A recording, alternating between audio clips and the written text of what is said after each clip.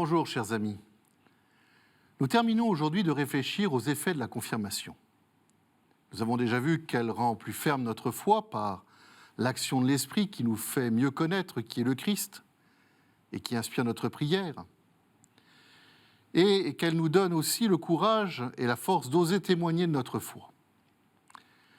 Voyons à présent comment la grâce de ce sacrement nous fait prendre notre place dans l'Église.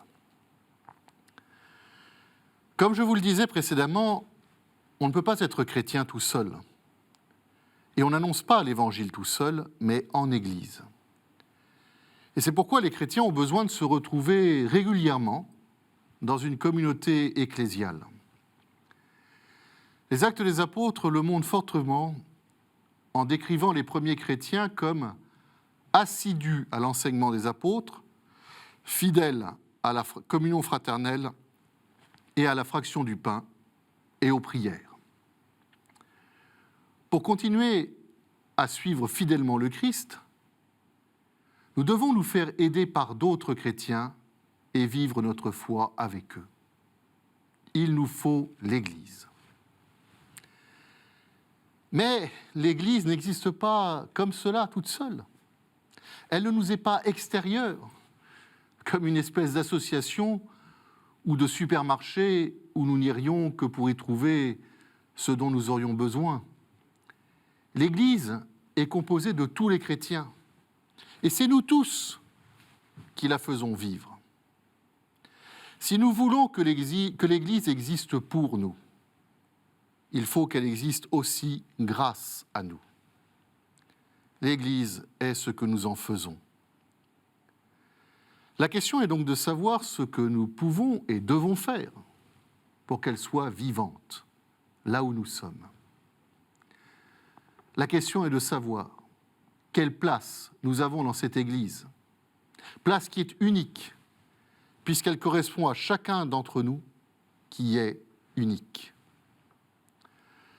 Prendre sa place dans l'Église, c'est mettre ses dons au service du Christ et des autres, et pas seulement de temps en temps, mais au jour le jour. Le chrétien qui vit vraiment sa foi et qui ose en témoigner en arrive tout naturellement à se demander quelle est sa place dans l'Église. Et il y a beaucoup de places différentes dans l'Église. Chacun peut s'y engager s'il le veut, suivant les dons qu'il a reçus.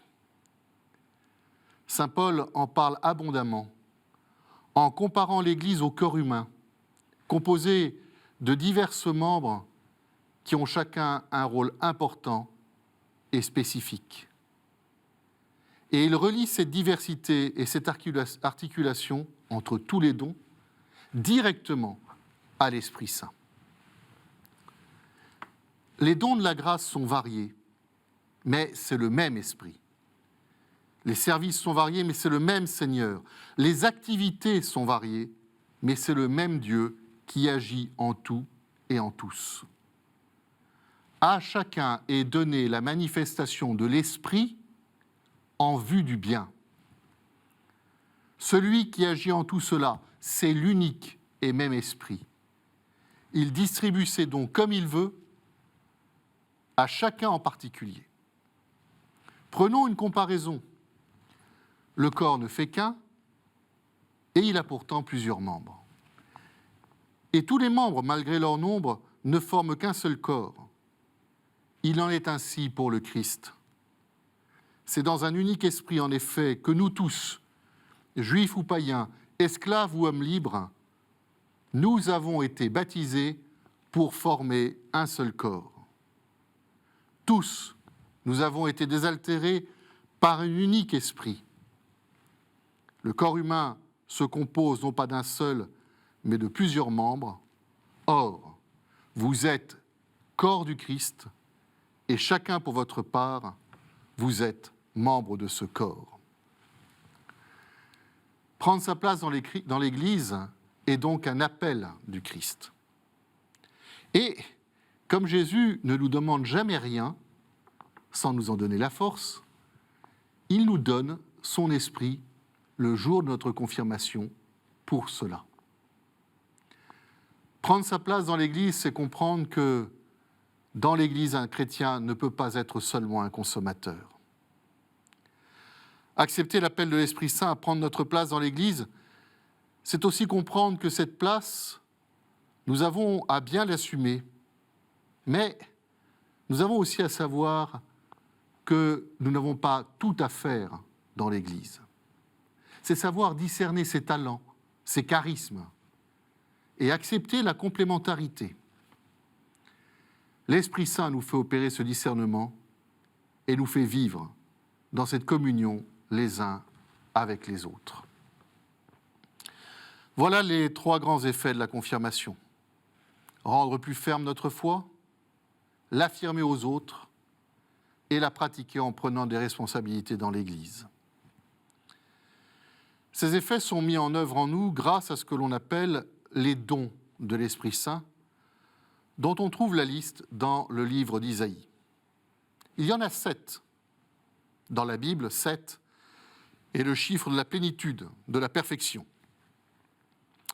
Il y a tout d'abord la sagesse, qui est le don de guider, d'orienter sa vie selon Dieu qui veut notre plus grand bien. Vivre sa vie selon Dieu est donc ce qu'il y a de plus sage. Le don d'intelligence nous fait voir les autres et les choses avec les yeux de Dieu.